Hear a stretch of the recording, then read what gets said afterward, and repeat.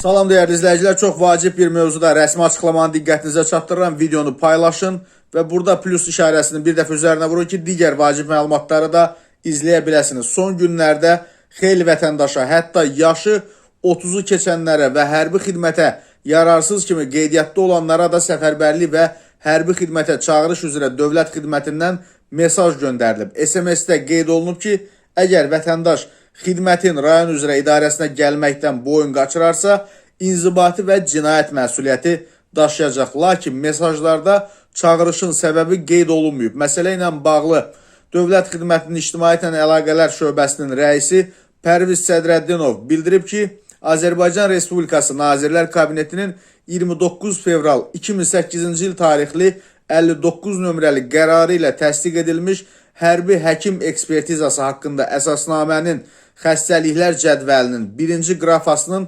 58-ci maddəsinin B bəndinə əsasən dinc dövrdə həqiqi hərbi xidmətə yararsız, müharibə dövründə isə məhdud yararlı hesab edilən vətəndaşlara növbəti tibbi müayinədən keçmək məqsədi ilə qeyd edilən SMS göndərilib və bildirək ki, Sədrəddinov bu açıqlamanı Mətbuat Az saytına verib.